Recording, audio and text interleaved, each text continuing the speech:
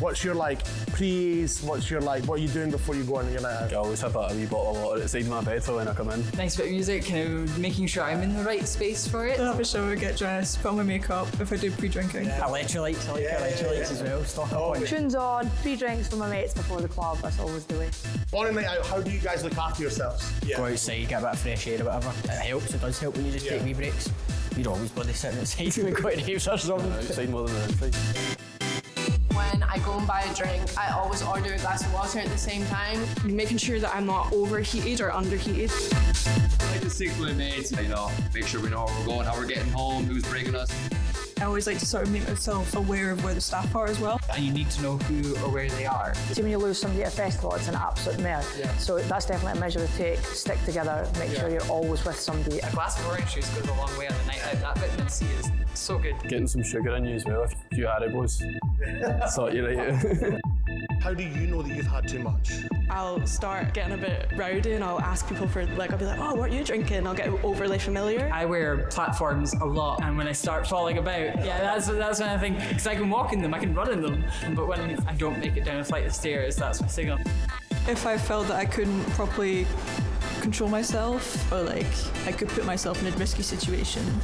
Having to use the wall a bit like this. I tend to be sort of casual about it, but actually I'm using it as a support system. I'll check myself and I'll be like, okay, where are my friends? Having someone that's accountable for you and be like, okay, we're having water this time. We're gonna make sure that you stay away from the toilet and just.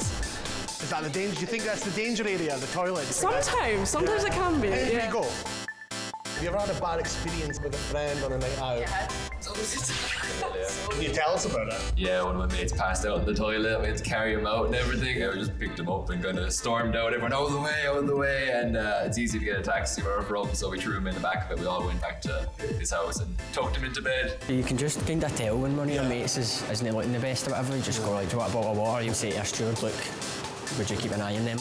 How do you feel about asking people for help? Maybe the younger generation get a bit apprehensive about asking staff for help if their mate's in a bad way. It's cool. These people are here for your safety. They're not here to get you in trouble or tell the police or anything like that. As you get older, you realise that. Nowadays, I would go and ask somebody and not even hesitate. But back in the day when you're younger, you think, oh, this is embarrassing or whatever. But they're just there to help you. Do you know who to turn to in those situations? maybe bars, like a friendly looking bar staff or another woman is probably the best option for me. Some of the clubs I've been to have specific harm prevention booths. There's besound people walking about different venues, and they've just got their own welfare staff. So I would go and ask them. But even the bar managers and people work at the bar and security and all that, they're there to help us. So you can go up and just say to them, they'll point you in the right direction.